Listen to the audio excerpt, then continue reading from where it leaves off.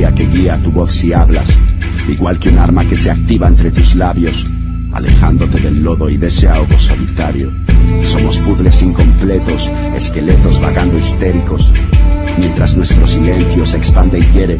Así el afecto muere triste y famélico, viendo que nada cambia, que la rabia duerme tras la tráquea, siempre anclada en ese miedo que provoca arcadas.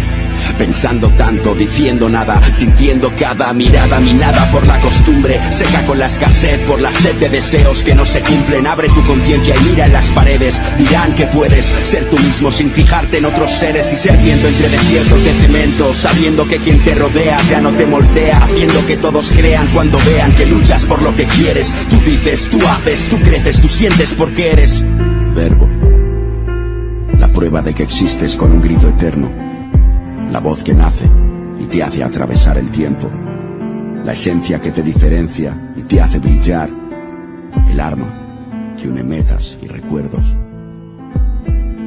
Verbo. Demasiado cielo para tan pocas alas, demasiado tiempo a solas, demasiadas balas para esquivarlas todas. Hola amigos, ¿cómo están? Bienvenidos a un nuevo programa de Literarteando en Hipervínculo Radio. Desde ya muy agradecida a Martín Linares por este espacio y a ustedes que me están escuchando. También quiero agradecer a Anaí Orquera Bianco de Anca Ediciones por su auspicio y su trabajo invaluable. Sin su apoyo, este programa no sería posible. Por esto va mi recomendación.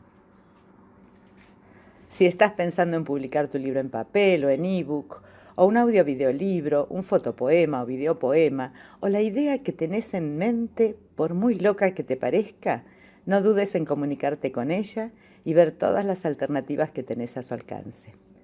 Andrés Eloy Blanco Meaño nació en Cumaná, Venezuela, el 6 de agosto de 1896 y falleció en la Ciudad de México el 21 de mayo de 1955. Fue un poeta, abogado y político venezolano que fue ministro de Relaciones Exteriores durante el gobierno de Rómulo Gallegos. Fue hijo del matrimonio conformado por el doctor Luis Felipe Blanco Fariñas y Dolores Meaño Escalante de Blanco. Estudió en Caracas, donde se incorporó al Círculo de Bellas Artes en 1913. En 1918 recibió su primer galardón por el poema pastoral Canto a la espiga y al arado, y publicó su primera obra dramática, El huerto de la epopeya. Ese mismo año fue encarcelado por participar en manifestaciones contra el régimen, siendo ya estudiante de Derecho en la Universidad Central de Venezuela. A su graduación comenzó a ejercer la abogacía, pero continuó escribiendo. En 1923 obtuvo el primer premio en los Juegos Florales de Santander, Cantabria, con su poema Canto a España. Viajó a España para recibir el premio y permaneció allí más de un año, familiarizándose con las vanguardias. En 1924 fue nombrado miembro de la Real Academia Sevillana de Buenas Letras. Ese mismo año visitó La Habana, donde se reunió con intelectuales cubanos y venezolanos exiliados. En 1928 comenzó a editar clandestinamente el periódico disidente El Imparcial, con artículos sobre las jóvenes Claudia Rodríguez, Isabela Avendaño, Catherine Saavedra, Elizabeth Gómez, Paula Contreras y Vanesca León, las reinas del mundo, la cual fue nominada a la Feria de la Ciudad de Maracaibo. Además sería el órgano de difusión de las proscriptas agrupaciones Unión Social Constructiva Americana y Frente de Acción Revolucionaria. Fue hecho prisionero tras la insurrección del 7 de abril de 1928 y confinado en Puerto Cabello hasta 1932, cuando fue liberado por motivos de salud.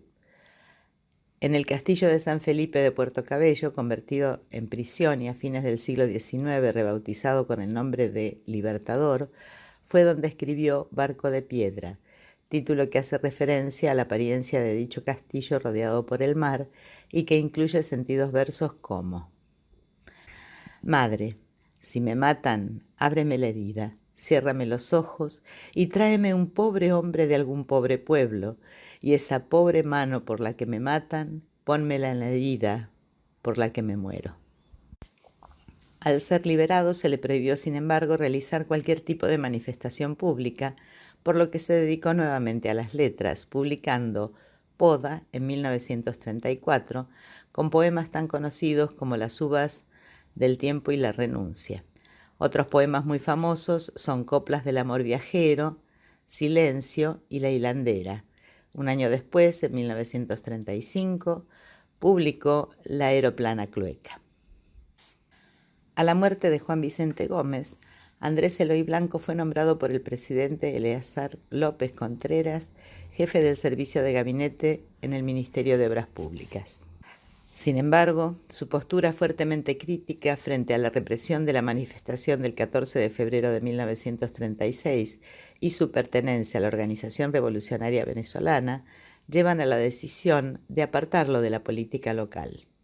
Ese mismo año es nombrado inspector de consulados, cargo en el cual viaja a Cuba, Estados Unidos y Canadá. Sin embargo, en 1937, su descontento lo lleva a presentar la renuncia y regresar a Caracas. Fundó poco después el Partido Democrático Nacional, como diputado del cual llegaría al Congreso Nacional. A comienzos de los años 1940, integra su partido con la recién fundada Acción Democrática. En 1943 contrae matrimonio con Liliana Iturbe, con quien engendró 2 hijos, Luis Felipe y Andrés Eloy. En 1946 fue elegido presidente de la Asamblea Nacional Constituyente, convocada para la reforma de la Constitución, que instaura el sufragio universal, directo y secreto. Participó activamente en la campaña presidencial de Rómulo Gallegos, quien fue elegido presidente en 1947. En 1948 fue nombrado ministro de Relaciones Exteriores por el presidente Rómulo Gallegos. El golpe militar que derroca a Gallegos en noviembre de 1948 lo sorprendió encontrándose al frente de la delegación venezolana que asistía a la tercera Asamblea de las Naciones Unidas reunida en París. Debido a la dictadura se exilió en México, donde se dedicó a la poesía hasta 1955, cuando perdió la vida en un accidente de tránsito. El 21 de mayo de ese año, sus restos fueron trasladados a Caracas para su sepelio. Andrés Eloy Blanco fue masón, iniciándose en 1925 en la respetable logia Candor número 27 de San Fernando de Apure, trabajando en el rito escocés antiguo y aceptado, que representaba el simbolismo y el misticismo frente al materialismo político y filosófico. En el año 2005 se cumplieron 50 años de su muerte y esta fecha.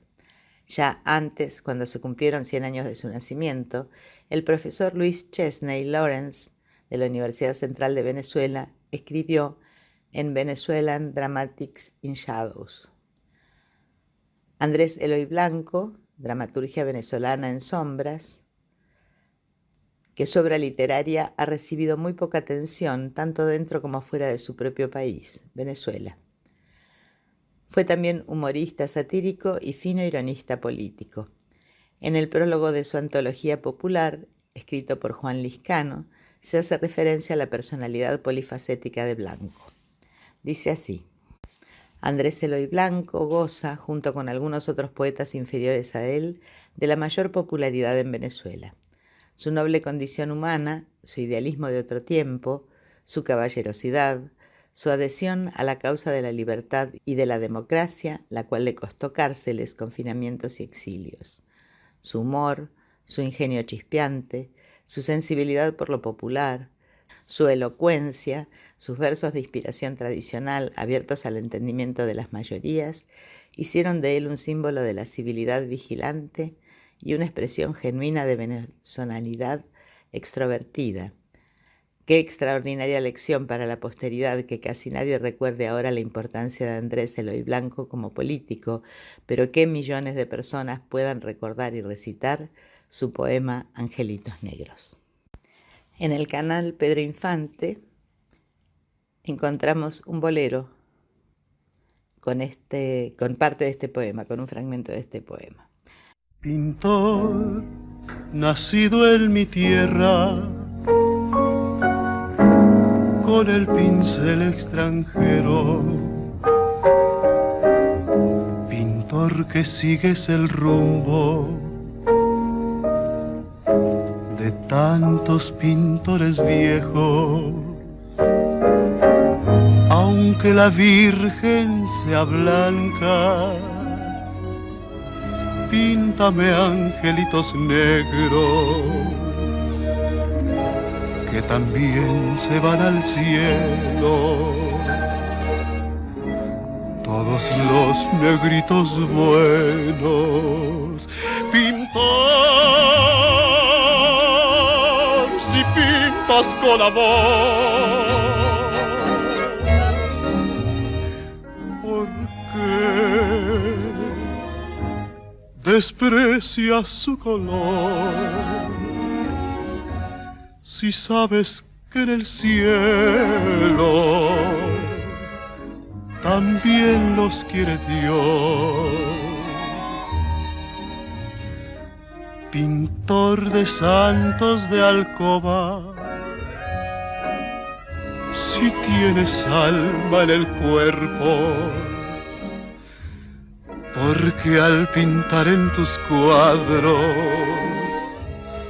te olvidaste de los negros. Siempre que pintas iglesias, pintas angelitos bellos,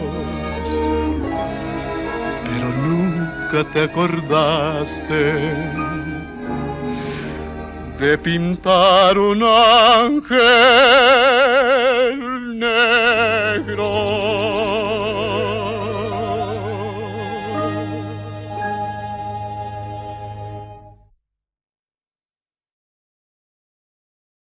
Vayamos ahora a la poesía de Andrés Eloy Blanco. Aunque su trayectoria política opacó en cierto modo su obra literaria, también podría interpretarse en sentido inverso, hasta el punto de que tuvo que aclarar en una sesión de la Cámara de Diputados del 10 de junio de 1943 su doble vocación de poeta por un lado y de abogado y diputado por la otra. Se expresó de esta manera: algunos colegas no han tomado en cuenta mi cualidad de diputado, sino mi cualidad de poeta. Así podría yo negarle a cualquiera de mis colegas que no fuera abogado o médico el derecho a referirse a una materia penal, porque son farmacéuticos o comerciantes. Precisamente he tratado de juntar siempre mi cualidad de diputado con mi cualidad de poeta, porque tengo del poeta un concepto nuevo, porque considero como la más alta de sus funciones la función social del poeta. Yo debo con todo afecto corresponder a la frase del diputado Manso, quien en este caso no fue muy manso conmigo, que digamos, diciéndole que yo no soy un notable abogado. En mí lo único notable como abogado es la falta de clientela. Dos buenos ejemplos de esta poesía de sentido social en Andrés Eloy los podemos encontrar en el coloquio Bajo la Palma, de su obra Giraluna, publicada en 1955, poco después de su muerte, y muy especialmente en Píntame angelitos negros. Hablemos un poquito del coloquio Bajo la Palma. Este poema es una exaltación del espíritu de superación del ser humano, de la necesidad de estudiar y prepararse, alumbrarse, como señala Andrés Eloy tomando la idea de Bolívar: moral y luces son nuestras primeras necesidades, con el objetivo siempre presente de utilizar esas luces para, a su vez, irlas transitando, transmitiendo y difundiendo. Es también un himno al trabajo, un canto a la igualdad social, un mandato a la educación de los hijos, a la libertad y la democracia, como puede escucharse en un video de YouTube.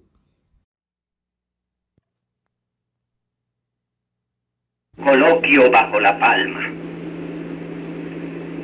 Lo que hay que ser es mejor, y no decir que sé bueno ni que sé malo. Lo que hay que hacer es amar lo libre en el ser humano.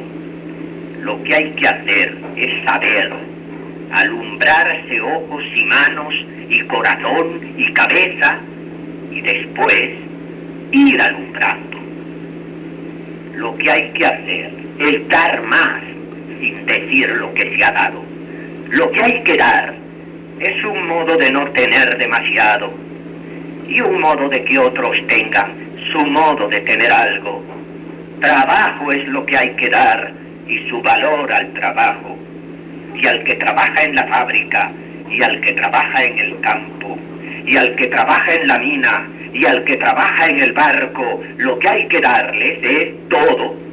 Luz y sangre, voz y manos, y la paz y la alegría que han de tener aquí abajo, que para las de allá arriba no hay por qué apurarse tanto.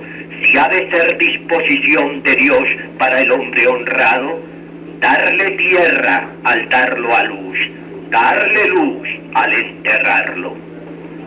Por eso quiero, hijo mío, que te des a tus hermanos, que para su bien pelees y nunca te estés aislado. Bruto y amado del mundo te prefiero a solo y sabio. A Dios que me dé tormentos, a Dios que me dé quebrantos, pero que no me dé un hijo de corazón solitario. Coloquio bajo la palma del canal de Andrés Eloy Blanco. Hablemos ahora de Píntame angelitos negros. Muchos hispanoamericanos consideran que este poema de Andrés Eloy es un himno en contra de la discriminación racial. El poema fue publicado en vida de su autor y fue incluido también en una recopilación póstuma del año 1959, titulada La Juanbimbanda, que recoge muchas poesías dispersas de distintas épocas de su vida.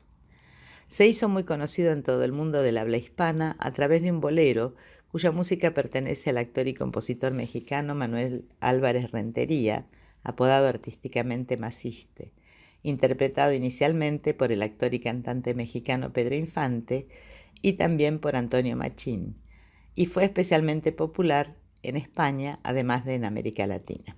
Ya lo escuchamos por Pedro Infante.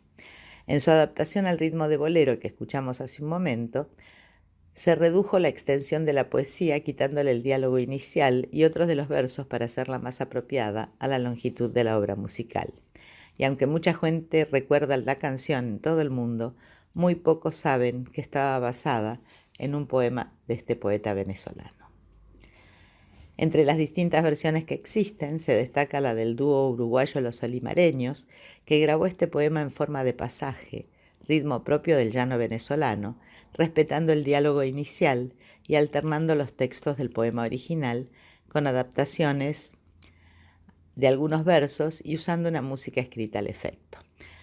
Escuchamos entonces a Los Olimareños, canal de folclore de YouTube, con esta canción.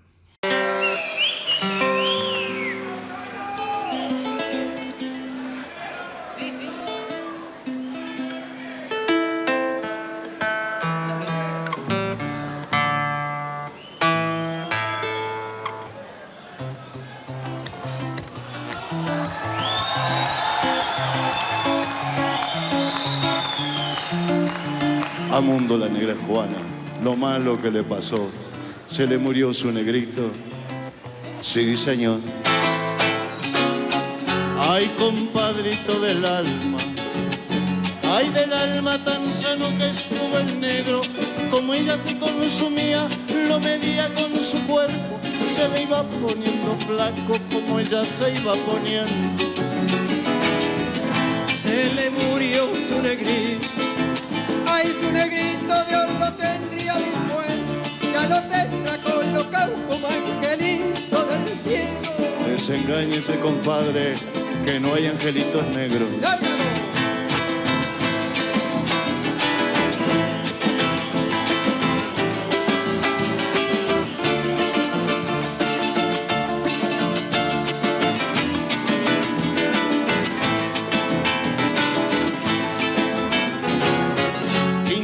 Santo de alcoba, oye, de alcoba si tienes alma en el cuerpo, porque al pintar en tus cuadros no te acuerdas de los negros. Entonces, ¿a dónde van, morenitos de mi pueblo? Pintor nacido en mi tierra, ay, en mi tierra con el pincel extranjero, pintor que sigue el rumbo de tantos pintores viejos. Aunque la Virgen sea blanca, pinta mi angelito negro. ¡Vamos! ¡Ay, ay, ay!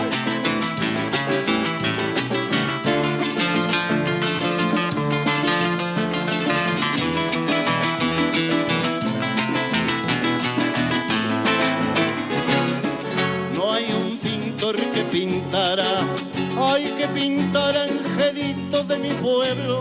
Yo quiero angelitos blancos con angelitos morenos. Ángel de buena familia no basta para mi cielo. Si queda un pintor de santos, oiga, de santos, si queda un pintor de cielo, y haga el cielo de mi tierra con los tonos de mi pueblo, con su ángel de perla fina, con su ángel de medio pelo, con sus ángeles morenos.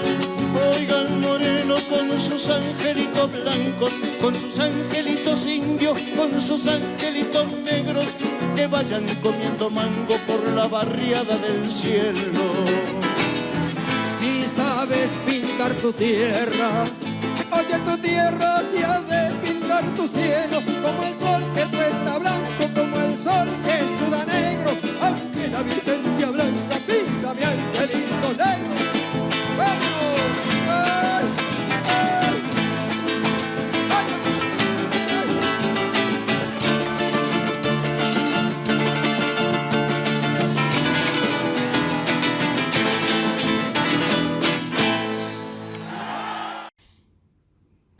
Asimismo, destacan las realizadas por las cantantes estadounidenses Eartha Kitt y Roberta Flack, esta última incluida en su álbum de 1969 titulado First Take. Ambas usan la música escrita por Manuel Álvarez Rentería. Escuchemos la versión de Roberta Flack de su canal de YouTube.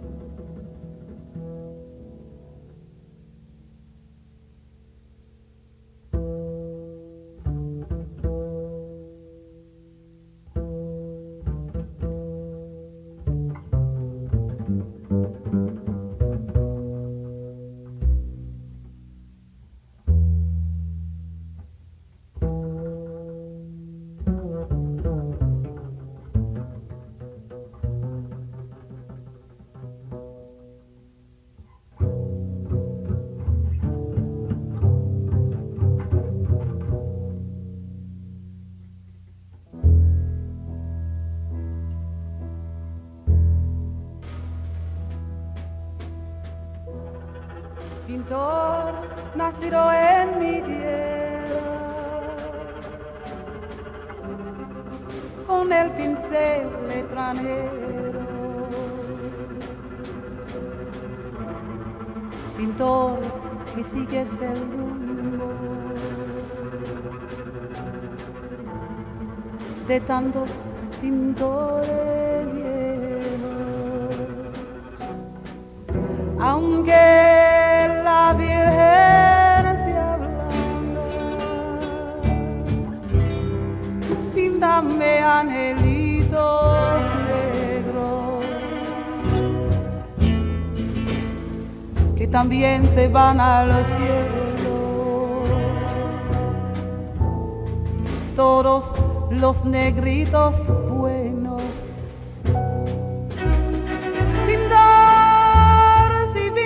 con amor, porque desprecias su color, si sabes que en el cielo también los quiere Dios. Pintor de santos de alcoba, si tienes alma en el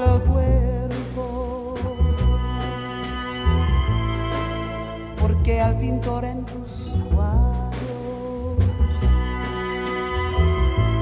te olvidaste de los negros. Siempre que pintas iglesias, píntame angelitos bellos, pero nunca te acuerdas de pintar un ángel negro, pintar si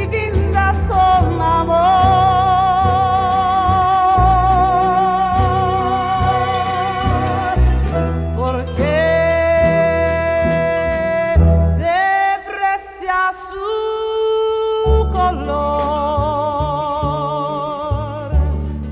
Si sabes que en el cielo también los quiere Dios.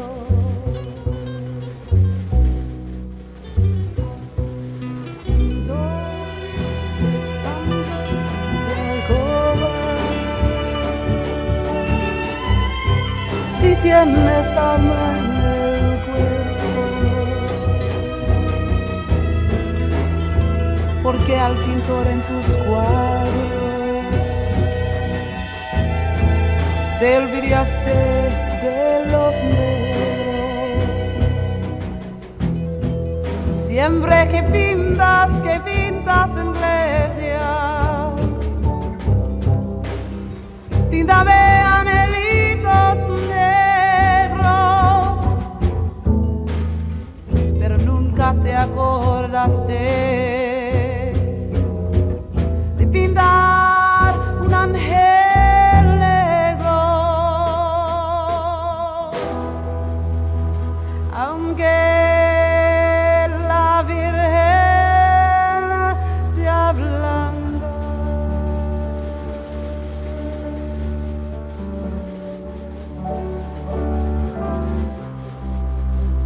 Píntame angelitos negros, angelitos negros,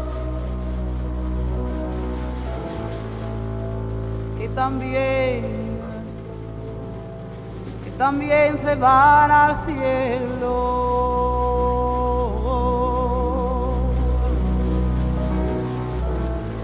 Todos, angelitos, angelitos, angelitos,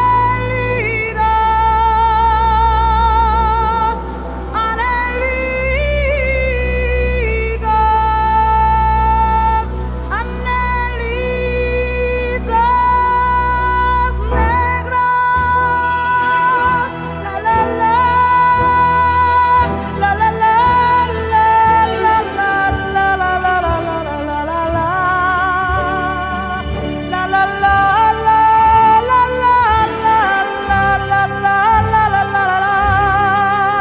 la la la.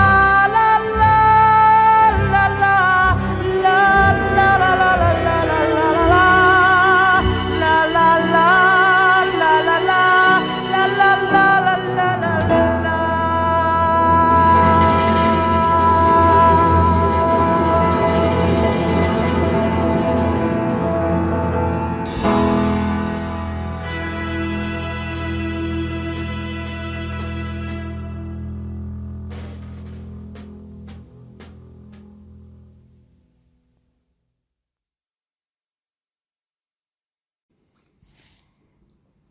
En cuanto a su obra literaria, podemos mencionar en poesía El huerto de la epopeya, 1918, Tierras que me oyeron, 1921, Los claveles de la puerta, 1922, El amor no fue a los toros, 1924, Boda, 1934, La aeroplana clueca, 1935, Barco de piedra, 1937, Baedeker, 2000, 1938, Liberación y siembra, 1938, A un año de Toulouse, 1951, La hilandera, 1954, El poeta y el pueblo, del mismo año, Giraluna, en 1955, y La Juan Bin Banda, de 1959, una publicación póstuma. En teatro tenemos El Cristo de las Violetas, en 1925, El pie de la Virgen, en 1937, y en el mismo año Malvina recobrada, Abigail, y en 1950 Los muertos las prefieren negras. En ensayo tiene Navegación de altura, 1942, que es una compilación de artículos políticos, y una biografía de 1947, Vargas, Albacea de la angustia. Dimes y diretes. Quien roba a un ladrón tiene 100 años de perdón. Esta es una más de las innumerables sentencias que el refranero español ha proporcionado. Se utiliza para disculpar una mala acción, la cual queda justificada al ser comparada con otra mucho más grave. De ahí que se haga la analogía entre ladrones. No se sabe a ciencia cierta en qué momento se originó la expresión tal y como la conocemos hoy en día, aunque sí que hay constancia de que ésta fue evolucionando y cambiando a lo largo de los siglos. Por ejemplo, una de las formas en que podemos encontrarlo es en la de quien engaña al engañador, 100 años de perdón, que aparece en parte, quien engaña al engañador, en la obra del siglo XV, tragicomedia de Calixto y Melibea, popularmente conocida como La Celestina de Fernando de Rojas. El famoso lexicógrafo español Sebastián de Covarrubias, en su libro sobre etimologías, Tesoros de la lengua castellana o español, de 1611, hace mención a esa misma forma de expresión. Por otro lado, Íñigo López de Mendoza, marqués de Santillana, siglo XV, la utilizó de este modo: quien burla al burlador, 100 días gana de perdón. A inicios del siglo XVII, en la novela La pícara Justina, atribuida a Francisco López de Úbeda, aparece una variante de la expresión en la forma quien hurta al lladró, gana 100 días de perdón, que, según un gran número de etimólogos, podría ser el original de la forma actual. Actualmente, la manera más común de encontrar o pronunciar la expresión es la que les comenté en un principio. El que roba a un ladrón tiene 100 años de perdón. Navegando por el espacio cibernético me encontré con esta publicación. Ladrones conocidos, sospechosos reservados. Identificación policial en Buenos Aires desde 1880 a 1905 por Mercedes García Ferrari. Dice la autora en los preliminares de su obra: este trabajo nació del deseo de unir mi interés por la fotografía y por la historia. Comenzó como una indagación en los significados sociales del retrato de identificación, pero pronto descubrí que las preguntas y los caminos que se abrían a partir de mis primeras pesquisas excedían el campo de la historia de la fotografía. Como ejemplo, más adelante agrega: Juan Rabegua, o Ravena, o Emilio Pole, o Juan Rabura, o Luis Pedemonte, llegó a Buenos Aires en 1875 desde Santa Ana, Italia, a los 12 años. Pronto comenzaron sus problemas con la policía de la capital. En 1880, a los 17 años, fue acusado de hurto en 2 ocasiones que le valieron 1 mes de cárcel correccional cada una. Al año siguiente pasó otro mes preso por robar fruta. Las condenas fueron en aumento. En 1882, también acusado de hurto, estuvo 3 meses en la cárcel y en 1886, a los 23 años, conoció la penitenciaría gracias a una condena de 1 año y 3 meses por hurto. Juan, o Emilio, o Luis, era uno de los tantos ladrones conocidos que poblaron la Galería de Ladrones en la década del 80. Su nombre es un misterio. Podría ser verdadero alguno de aquellos que la policía había registrado, como bien podrían serlo todos. Este libro explora la historia de la identificación en la Argentina finisecular.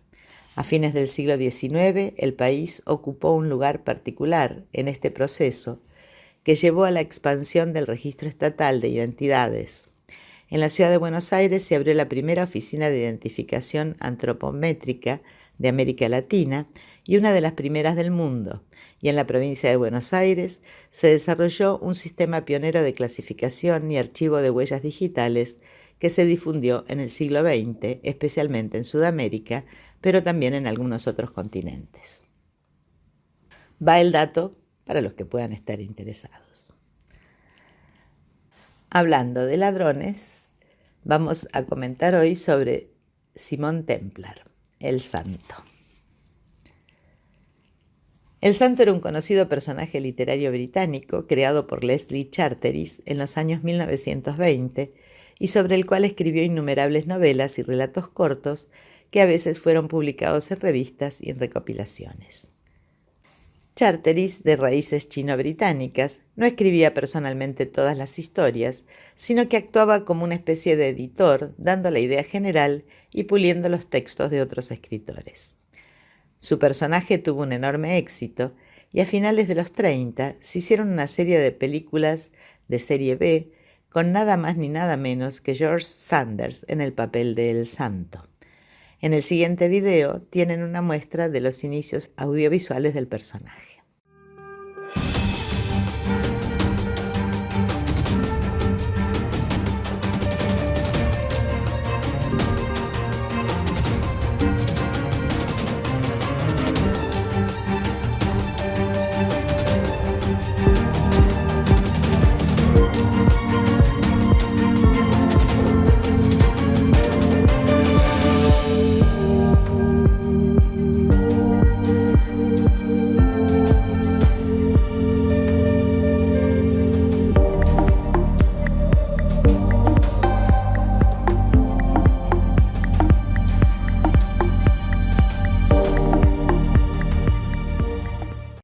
El video que acabamos de ver, Simon Templar, fue compartido del canal The Haunted Dark Knight.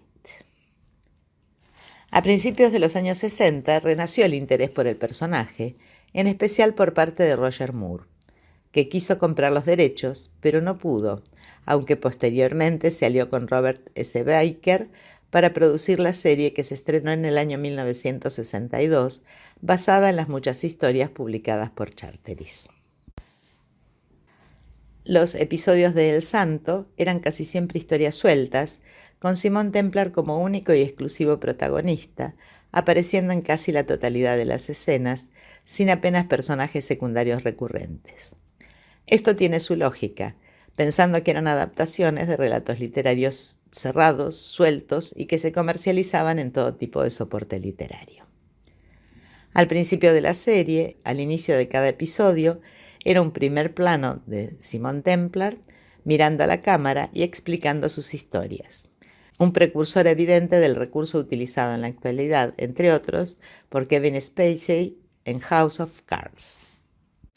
Siempre, indefectiblemente, entra algún personaje en la escena que acaba pronunciando el nombre de Simon Templar. Entonces, suena la tonada identificatoria y aparece el halo del santo por encima de Templar, engarzando con los títulos de crédito.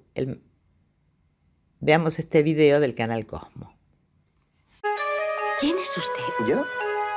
Me llamo Nikolai Petrovich. Nicholas Owen, Luis Guanella, Peter Demian, Tomás Moro. Todos son nombres de santos católicos. ¿Quién eres? Nadie lo sabe y yo aún menos.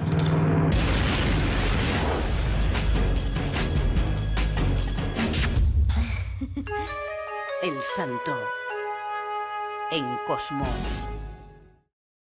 Más adelante, con la llegada del color, se pasó a una narración en off, pero manteniendo siempre la aparición del halo en cuanto alguien pronunciaba su nombre, como hecho más característico de la serie.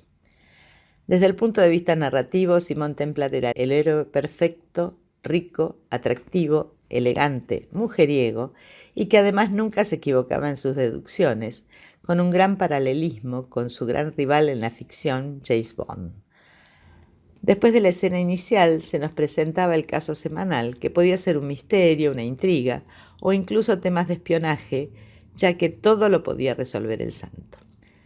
Generalmente solía ayudar a los pobres y desválidos contra las injusticias de los poderosos, a los que ayudaba a desenmascarar, pero al no ser ni un policía ni un detective, iba por libre, por lo que costaba de encasillar en cuanto a los casos que debía resolver. El 100% de la serie era el carisma de Roger Moore, que encandilaba al público con su aporte, elegancia y dotes de seductor, y con un coche clásico, su Volvo P1800, con su matrícula personalizada, ST1. Las iniciales de Simon Templar, pero también el acrónimo inglés de santo, ST, de ahí el nombre de la serie. Como me consta que tenemos algún acérrimo seguidor de este tipo de vehículos, aquí tienen un video de El Santo conduciendo su vehículo en un montaje de las mejores escenas. Este video es del canal Lo Más de YouTube. Vemox presenta Lo Más.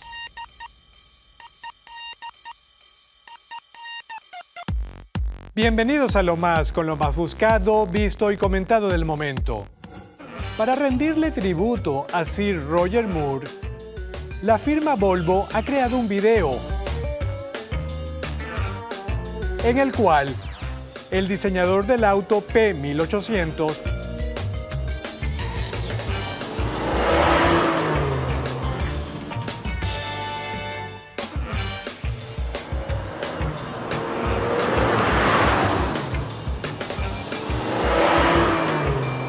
Pile Peterson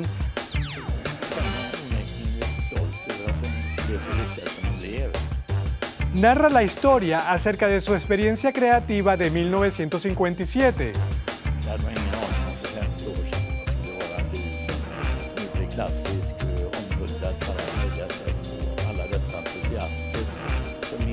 Y su popularidad a través de la serie de televisión El Santo.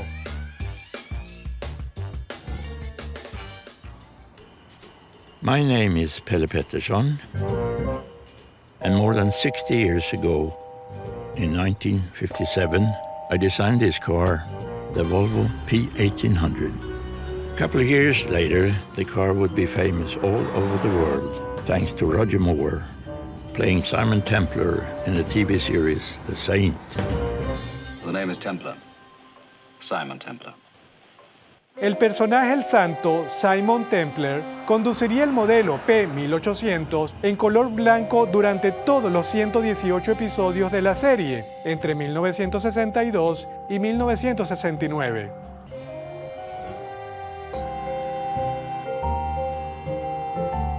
Today, I'm paying tribute to him by driving his own white P1800 from the 60s, the iconic Saints car.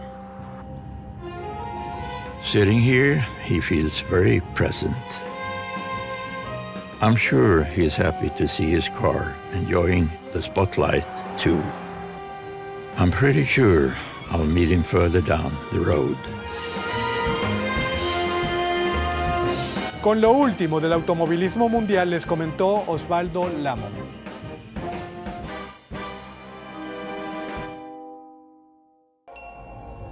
Vemox presentó Lo Más. La serie no sufrió variaciones en sus 6 temporadas y el cambio más relevante fue cuando pasó de emitirse de blanco y negro a color, que fue otro repunte de la misma al ver todo el lujo de la serie en sus colores naturales. Fue vendida a los Estados Unidos, donde fue un enorme éxito, y a todo el mundo, donde tuvo una fama increíble. Comprenderán las jóvenes generaciones que alucinábamos en colores viendo a Simon Templar al lado de bellezas despampanantes. La serie totalmente blanca, con un protagonista que siempre tenía un comportamiento exquisito, un auténtico dandy, aderezado con algunas notas de humor inglés y evitando la violencia demasiado explícita, básicamente para no ensuciarse demasiado las manos, si con el ingenio y la destreza conseguía resolver sus casos.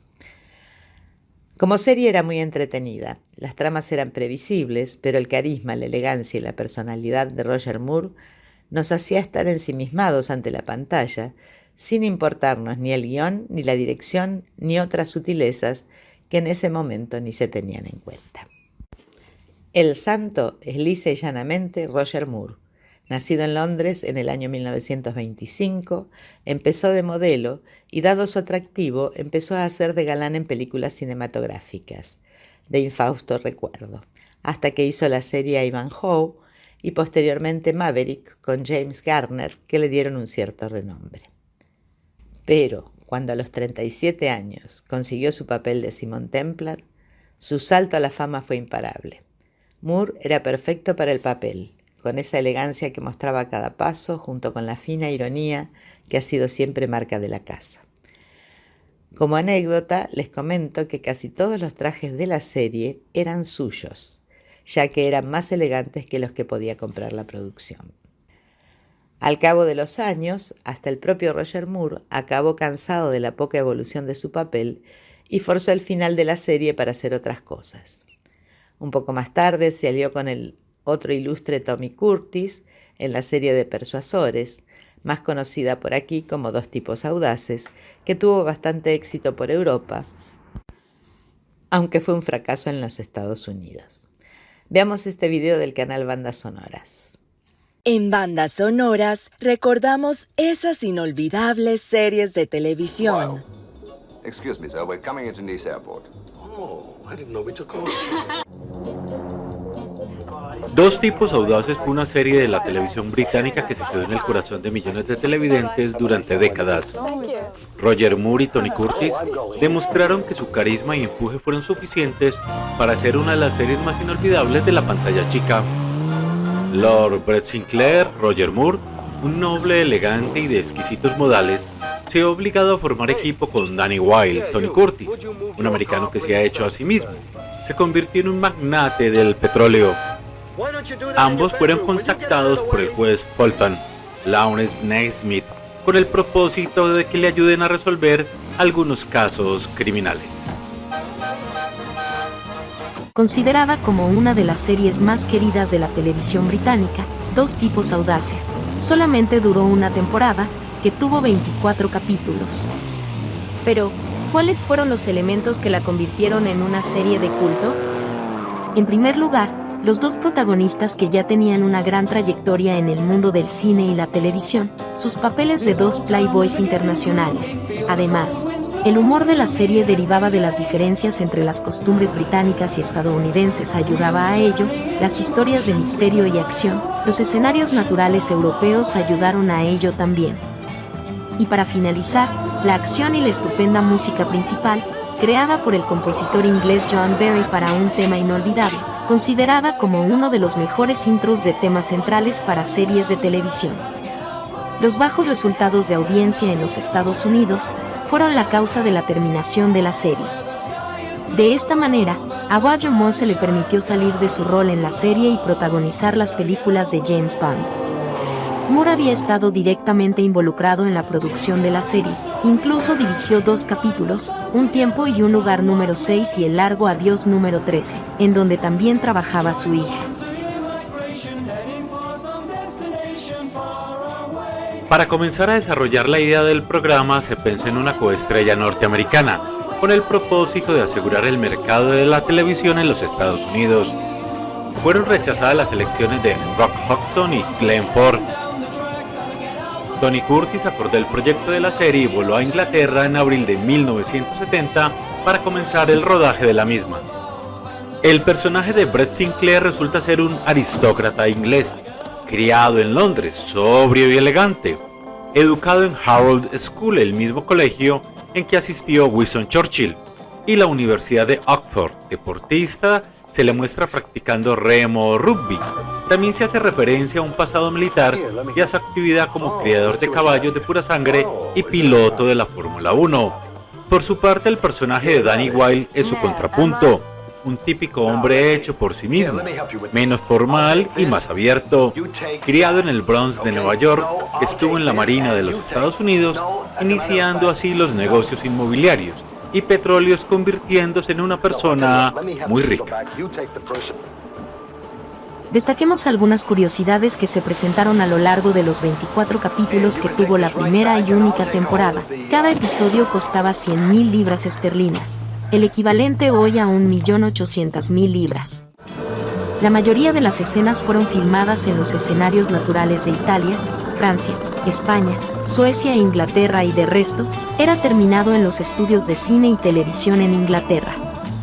El actor Roger Moore fue uno de los productores que más trabajó en el proyecto, tanto es así que utilizaba sus propios diseños de vestuario. Además fue un mentor de Tony Curtis en Inglaterra y ayudó a que la relación de ambos creciera de una manera exponencial. En uno de los capítulos de la primera temporada, Roger Moore interpreta a 4 personajes que resultan ser parientes entre sí: el Lord Brett Sinclair, el general, el almirante y Lady Agatha. Entre tanto, Tony Curtis hace lo suyo interpretando a 2 personajes, a Danny Wilde y a la tía Sofía. En la serie participaron junto a Roger Moore algunos actores que luego lo acompañarían en la saga de James Bond 007.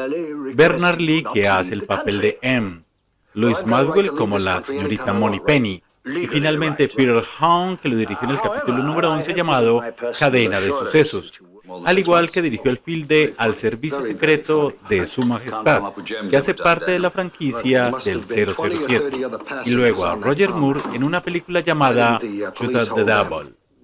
Síguenos en www.bandasonoras.com para seguir disfrutando de aquellas series retro.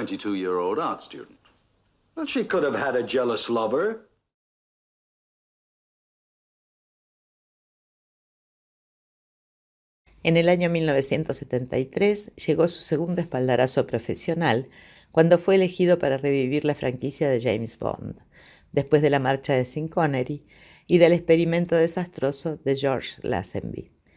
Moore le dio su carisma al personaje y lo sigue interpretando hasta los 58 años, cuando decidió dejarlo.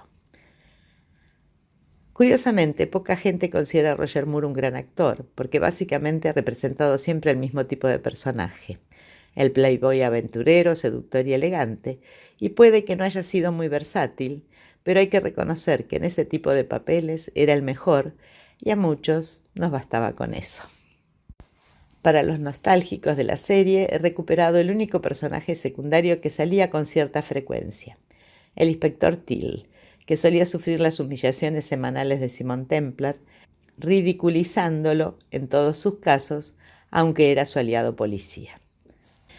Ivor Dean era el nombre del actor, del que seguro que al verlo en la foto se ha despertado alguna neurona escondida en su memoria y lo han reconocido, aquellos que vieron la serie en su momento.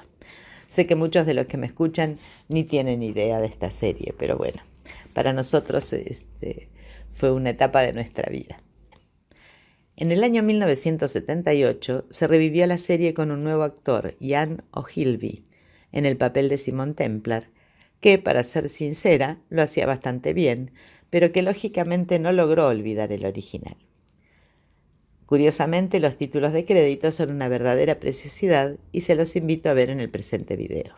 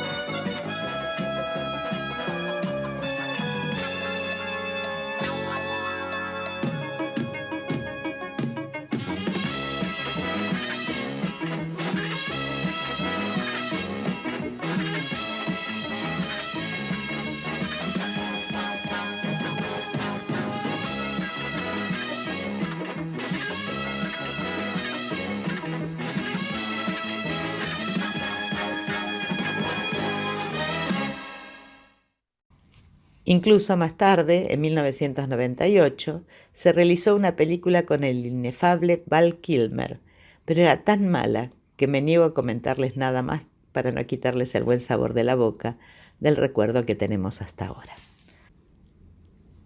El Santo, una serie que marcó una época por su cuidada estética lujosa y sobre todo por la presencia deslumbrante de Roger Moore, que hizo lo que muy pocos consiguen, crear un personaje que perdura en la memoria de mucha gente y que es conocido incluso por los que no lo vieron, como es Simon Templar, el Santo. There's only one person who can stop it. You, Simon Templar.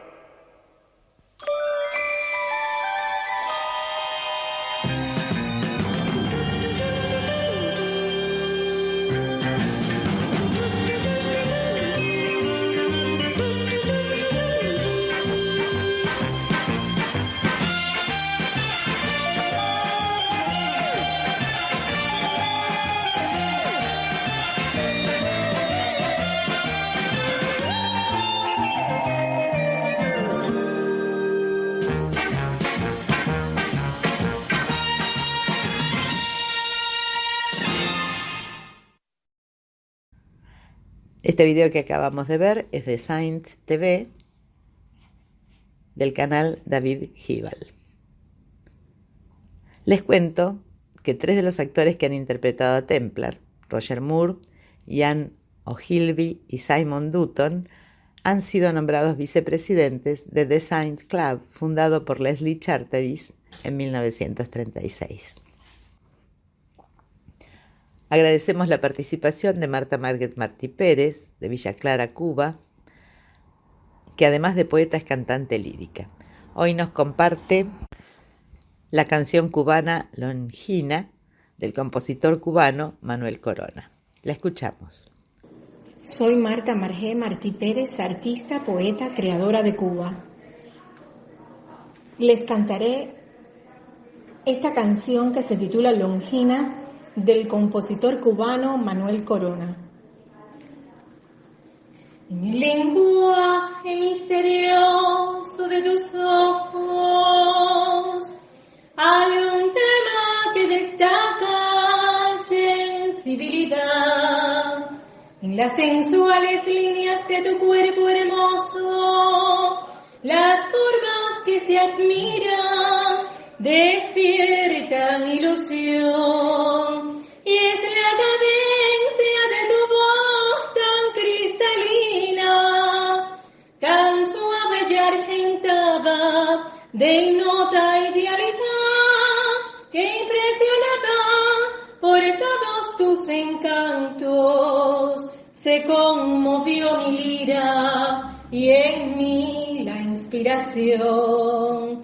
Por ese cuerpo volado de belleza, tus ojos soñadores y tu rostro angelical, por esa boca de concha nacarada, tu mirada imperiosa y tu andar señoril, te comparo con una santa diosa, longina seductora, cual flor primaveral, imprendándote con notas de mi lira, con fibras de mi alma, tu encanto juvenil, ofrendando con notas de mi lira, con fibras de mi alma, tu encanto juvenil.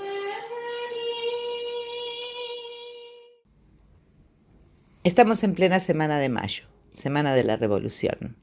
Los hechos son bastante conocidos, repetidos cada año en las escuelas, pero sabemos que la historia, depende quién la cuenta, tiene un punto de vista. La que nos han repetido hasta el cansancio tiene un cierto viso romántico. El revisionismo viene a romper con algunos detalles que de tanto ser repetidos, representados y recitados, se han convertido en, llamémosle, mitos del imaginario. Son las que se contaron o se contaron mal.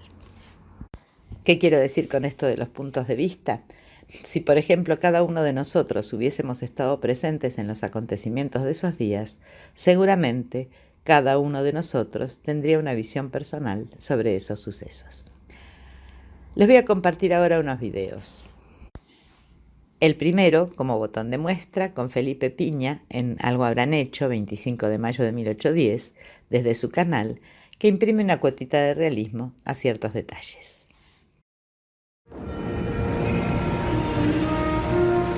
No me digas nada. Y Castelli va y apura al virrey. La compañía Saavedra lograron que se convocara un nuevo cabildo abierto. Esta vez para el día 25. Vení, que te quiero mostrar algo, vení. A ver. ¿Sabes qué? Re loco, ¿no? Pero siempre quise imaginarme cómo habrá sido este día. Y bueno, tratemos. Llovía. No, no llovía. Pero si no llueve. No, sí, parece que llovía, ¿eh? Parece que llovía. Se largó con todo, ¿eh?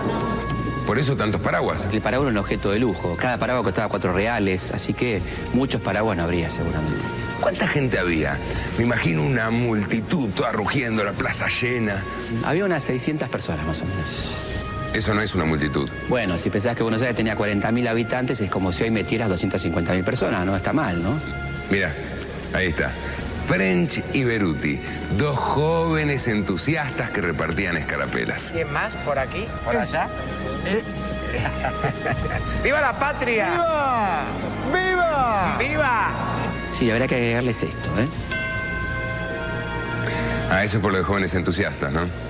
Sí, en realidad eran dos punteros que dirigían un grupo político de chicos bastante bravos, conocidos como la Legión Infernal, que eran los que iban a pudrir todo si la cosa no salía como ellos esperaban. Pero repartían escarapelas. Y algún distintivo entre ellos habrán repartido para diferenciarse del resto, sí, probablemente, ¿eh? Cómpreme una empanada. Ahí está, ¿eh? El negrito alegre que repartía empanadas. ¿Y alegre por qué? ¿Cómo por qué alegre? Porque a partir de ese momento iba a ser independiente. Seguía siendo esclavo, ¿eh? ¿Cómo, no era cuenta propista? Sí, sí, pero recaudada para su amo. Pero vendía empanadas. Y empanadas había en el norte, en San Juan, en Salta. Pero encontrar una empanada en Buenos Aires era más difícil que encontrar un negro libre. ¿Sabes qué, Felipe? Me arruinaste bastante mi cuadrito del 25 de mayo. Por lo menos me queda el cabildo. Porque el cabildo es el mismo. Y la verdad... Primero le cortaron los brazos hasta el codo. Después le sacaron la cabeza, pero enseguida se la volvieron a poner. El Cabildo de Buenos Aires ya no es lo que era. La casita de gobierno que Juan de Garay había plantado al fundar Buenos Aires fue demolida a comienzos del siglo XVIII. En 1765, en ese mismo lugar, se terminó de construir un edificio de 2 pisos con torre y un balcón enorme. En 1767 se anexó una cárcel para hombres, separada de la parte de adelante por un patio. 100 años después, al Cabildo le achicaron los balcones y le sumaron 10 metros a la torre. Después le sacaron toda la torre porque era muy alta y siempre se estaba por caer. Cuando en 1889 quisieron inaugurar la Avenida de Mayo, se dieron cuenta de que el Cabildo molestaba al paso. Le arrancaron 3 arcos del lado norte. 50 años más tarde quisieron hacer la Diagonal Sur y el Cabildo seguía molestando. Le arrancaron 3 arcos del otro lado. Pero en 1940, el arquitecto Mario Buschiazzo tuvo una idea excelente: hacer que el Cabildo se pareciera al que era antes. No le pudo agregar los arcos porque era tarde, las calles ya estaban hechas. Pero le devolvió la torre, aunque más baja. Le puso herrería tipo siglo XVIII, techos a 2 aguas y lo pintó parejo. Lo que pasó adentro del Cabildo hizo historia.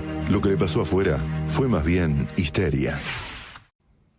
Ahora, una reflexión sobre el concepto de revolución aplicada a los sucesos del 25 de mayo de 1810 por Fabio Wasserman, historiador.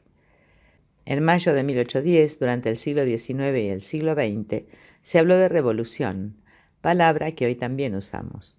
Los sentidos de las palabras cambian con el tiempo y nos permiten conocer las ideas de cada época. Veamos qué nos dice Fabio al respecto.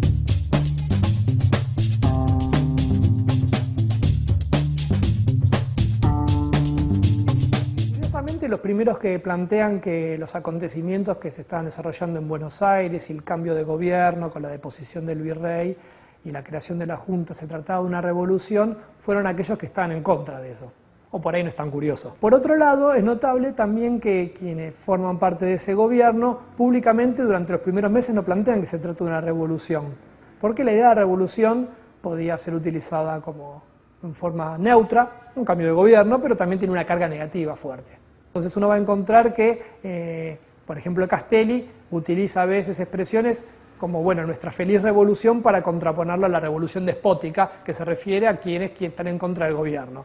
O Moreno se va a referir a una revolución en las ideas cuando prologa el contrato social de Rousseau. Pero hay también una idea de revolución como una transformación, como un cambio. Con el correr del tiempo la idea de revolución se va a ir cargando de mayor valoración. En estos primeros meses no es tan claro.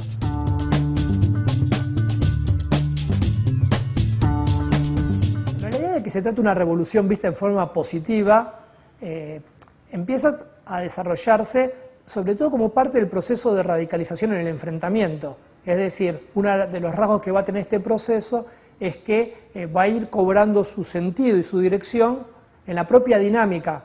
No hay de entrada un horizonte hacia donde se parte con total claridad, pero el enfrentamiento con quienes se oponen va a ir delineando campos. Y en eso va a ser muy importante el papel de Moreno, que va a ir definiendo esos contenidos de la revolución según a quién se va oponiendo. Y Moreno va a ser de los primeros en promover una idea de que aquí lo que está en juego es una regeneración, una redención, la comunidad que se está reencontrando consigo misma tras siglos de despotismo. Y aparece la idea mucho más fuerte de que, bueno, esto es un movimiento que lucha por la libertad y por la igualdad. Si bien todavía no por la independencia, o no es asumido públicamente por la independencia, porque muchos aparte no lo tenían del todo claro, sí aparece muy fuerte la idea de igualdad y libertad. Con todas las limitaciones de la época, esa igualdad no es la igualdad como la entendemos hoy en día necesariamente, no es necesariamente igualdad de derechos de todos. Probablemente para muchos esa igualdad no alcanzará a determinadas castas.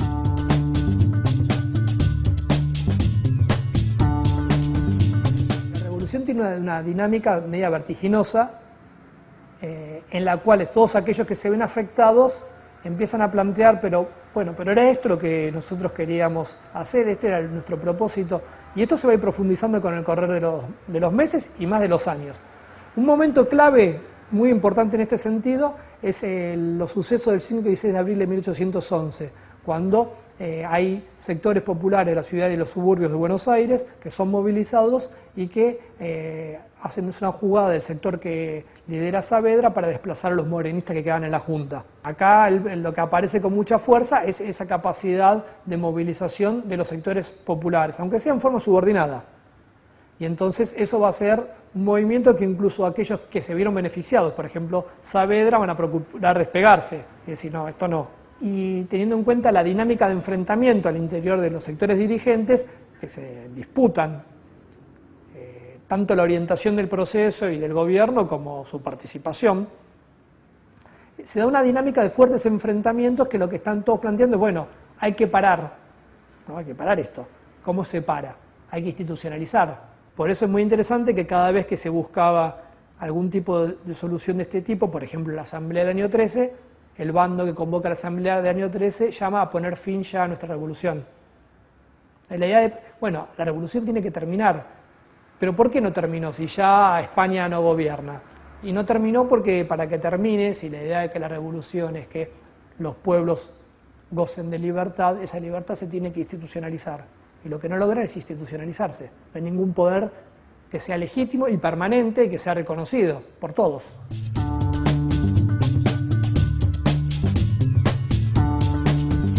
Para dar cuenta de la revolución aparecen a veces conceptos, ideas, representaciones, pero también es interesante que aparecen muchas veces metáforas. Algunas tienen que ver con esta dinámica de la imposibilidad de darle un cierre o de que termine de cobrar forma institucionalizándose la libertad. Muchas veces aparece la idea de el vértigo, la embriaguez. En el lenguaje de la época se alude mucho a la idea de las pasiones. Eso por un lado. Y por otro lado, es bien interesante cómo explican el proceso. Finalmente, es un proceso en el cual la propia comunidad promueve su redención, buscando la libertad tras siglos de opresión. Pero por otro lado, todos coincidían, porque eran lo que habían vivido, que esto era producto de la crisis de la monarquía española. Hay como una tensión entre estas dos ideas. Para esta idea aparece con mucho de que es un proceso estructural sobre el cual no hay demasiadas posibilidades de incidir. Hay toda una serie de metáforas muy interesantes porque remiten a fenómenos de la naturaleza, o sea, por fuera del orden social, y que aparte tiene una característica que es que el hombre no las puede manejar, no las puede prever, y si las puede prever no las puede orientar. Terremotos, mareas, meteoritos, erupciones, pero por otro lado es algo que se ve como algo promisorio. También aparece toda otra serie de representaciones que se pueden juxtaponer con estas, que son las de orden religioso. Entonces hay una idea muy fuerte de providencia. Lo interesante es cómo también hay toda una serie de operaciones para eso que es padecido aparezca como algo vivido y actuado plenamente. Y la revolución tiene esa tensión. No, para los que la viven es un momento absoluto. No hay momento más absoluto que una revolución. Es el momento en el que todo es posible.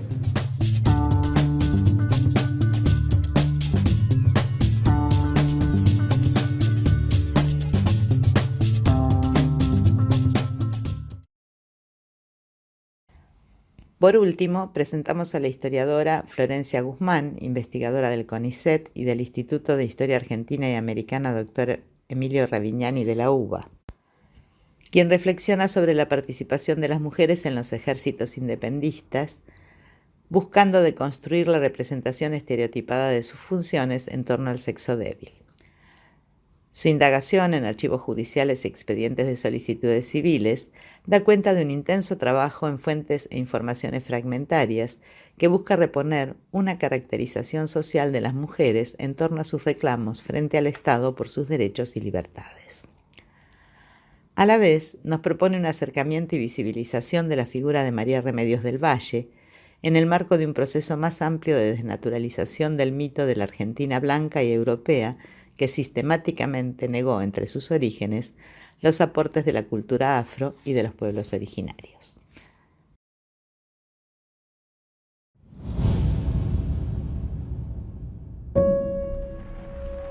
Soy Florencia Guzmán, soy historiadora, investigadora del CONICET y doctora en historia. Actualmente soy investigadora en el Instituto Ravignani de la Universidad de Buenos Aires. En 1810 la revolución derivó rápidamente en una guerra. Pero no solo los varones participaron en la guerra, sino también las mujeres fueron parte integral de la vida militar y cumplieron una gran cantidad de tareas, como soldadas, de enfermería, de servicios.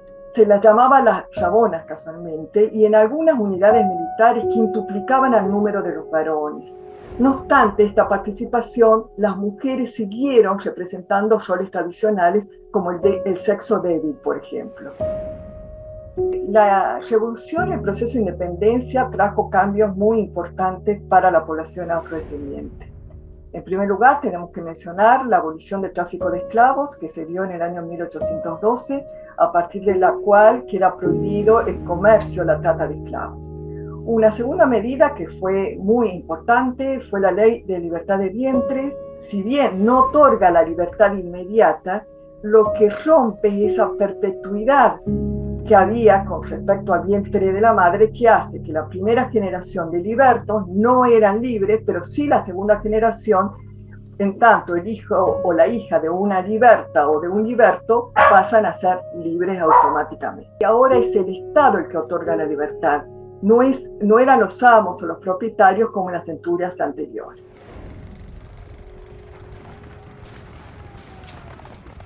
Las fuentes vinculadas a las mujeres son mucho más fragmentarias y mucho más difíciles de trabajar. En primer lugar, las solicitudes civiles, que son solicitudes a donde las mujeres, y por supuesto las mujeres afrodescendientes también, solicitan al Estado un cambio de situación de algún familiar o de ellas mismas. Alguna situación particular derivada de la guerra que ellos piden un cambio de esa situación. Realmente es un fondo muy importante. Y el otro es el archivo judicial. Yo creo que acá las mujeres negras tienen una centralidad porque revela las tensiones y el empoderamiento de la mujer negra en una situación muy diferente a la que habían tenido en el periodo anterior. Porque si bien durante el periodo colonial las mujeres ya accedían a la justicia, es acá, durante estas décadas del siglo XIX, a donde hay una mayor cantidad de expedientes judiciales y a donde las encontramos a estas mujeres cuestionando el sistema, demandando a sus amos, pidiendo la restitución de sus hijos. Es decir, desde una perspectiva desde abajo, de género y en primera persona, escuchamos sus voces. La información sobre las mujeres patriotas, las mujeres que participaron en la guerra es muy fragmentaria. Y un caso más paradigmático quizás es el de María Remedios del Valle, que en el año 1807 ella participó de las invasiones inglesas, que en el año 1810 partió junto a su familia de Buenos Aires en la primera campaña hacia las provincias interiores. Y la vida de María Remedios del Valle y el reconocimiento de ella está unida de manera indisoluble con el general Belgrano. Estuvo en el éxodo jujeño, en las victorias de Salta y de Tucumán. En esta última, general Belgrano le habría dado el título de capitana del ejército, que se suma a un título anterior que ya le había otorgado la tropa, que era el de madre de la patria. La representación de María Remedios del Valle está muy vinculada con el proceso de invisibilización de la población afrodescendiente en la historia argentina. No es casual que durante todo el siglo XX muy poco se conociese de ella y ahora, en la última década, se diera este reconocimiento que está muy vinculada con la discusión de la desaparición de la población negra y con la revisibilización de esta población en la historia y en la sociedad argentina.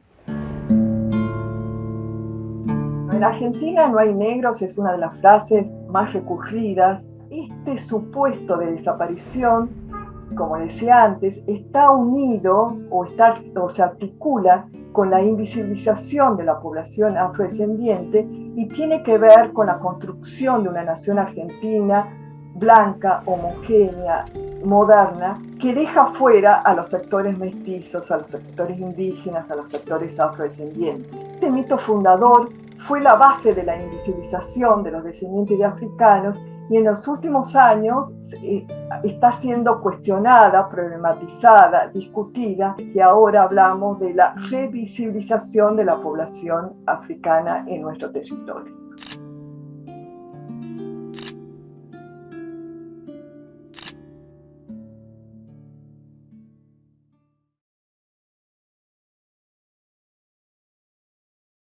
Ahora las noticias. El grupo Amautas tiene el agrado de invitarte a participar del tercer encuentro de Amautas en Iruya, los días 21, 22 y 23 de junio. Un encuentro con puntaje docente, resolución ministerial de Salta, donde se brindarán talleres, educación intercultural bilingüe, programa de alfabetización de la provincia, Universidad de Salta. Organizamos el primer encuentro de pintores, presentación y feria de libros, peña y mucho más. Aquí les dejo el contacto. 549-387-442-0013. Repito, 549-387-442-0013. El 24 de mayo a las 17:30 horas, en la sala Leopoldo Marechal de la Sociedad Argentina de Escritores, en Uruguay 1371, primer piso, se presenta el ciclo cultural Misterio y Palabra. Modelpa los invita al 7º Encuentro Internacional de Escritores y Artistas, que se realizará en Laguna Paiva, Santa Fe, del 26 al 30 de junio de 2024. En el flyer tienen el teléfono para conseguir más información al respecto. ¿Tú sabes lo que son los premios Inspirando Vidas? Los premios Inspirando Vidas no solo son unos premios sin fines de lucro, es todo un tributo y un reconocimiento a la resiliencia de las mujeres que están haciendo la diferencia en el mundo, ya sea ayudando a otros seres humanos, cuidando la ecología, promoviendo la cultura, creando empresas responsables, independientemente de su edad y de su nacionalidad. Bueno, pues nosotros estamos invitando a que nomines a esas mujeres porque estamos en la tercera edición de los premios Inspirando Vidas y mayo es el tiempo de nominar. Así es que, por favor, hazlo ya, www.mariarodolfa.com. Cuando tú la reconoces, es una manera de decirle, yo veo que has hecho la diferencia en los demás. Es una manera de reconocer su trabajo y su labor. Así es que ayúdanos a darle luz a estas mujeres para que juntos podamos crear un mundo más humano. Hoy más que nunca lo necesitamos. Nomina a esa mujer extraordinaria o tal vez tú eres una de ellas y háznoslo saber. Déjanos que tu luz brille aún más. Ayúdanos a llevar el foco a las cosas hermosas que también pasan. Bueno, nos vemos pronto. www.mariarodolfa.com, Premios Inspirando Vidas, tercera edición. Gracias. Como ya lo dijeron en el video, te invitan a participar en la nominación de mujeres ejemplares.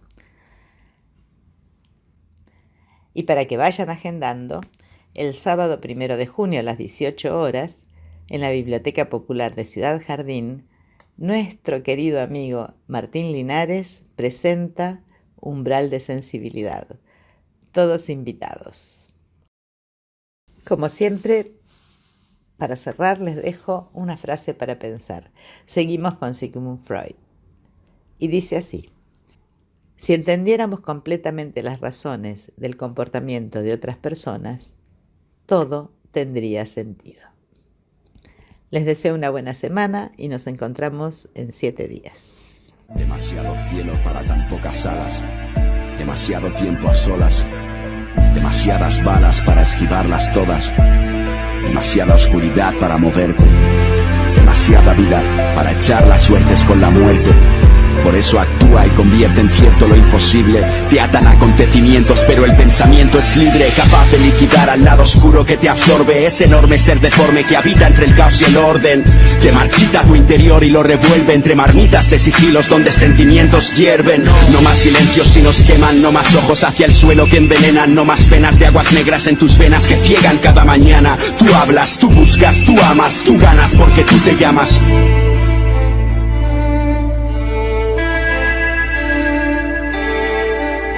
Verbo. Sé tú el cambio que quieres ver en el mundo. Sé ese rayo que cayó y que retumbó en lo más profundo. Juntos tú y tu voz, como una luz incandescente. Juntos tú y tu voz, cuando nadie te defiende, cuando el resto no comprende que eres especial y que no caes en la espiral superficial que arrastra a otros. ¿Cuál de aquellos rostros no echará a perder su vida? Gírate y mira, tantos se ahogan y no respiran. Os tiran en precipicios de edificios. Ven que la inercia y el vicio les dejó tan lejos del Edén. Pero ¿quién tiene la fórmula y desata la trémula red de esa tarántula de la que nadie escapa? Así que saca de una vez por todas tu pasión, tu furia. Pasa la acción arrinconando a la penuria y recuerda que cada emoción muere cuando se esconde. Tú luchas, tú vuelas, tú sabes, tú puedes. Tu nombre es la prueba de que existes con un grito eterno. La voz que nace y te hace atravesar el tiempo. La esencia que te diferencia y te hace brillar. El arma que une metas y recuerdos. Tú tienes el más grande poder que nos fue dado. La palabra que libera afectos encadenados. El don de poder ser alguien lejos de un silencio enfermo que te atrapa para hacer de ti su siervo.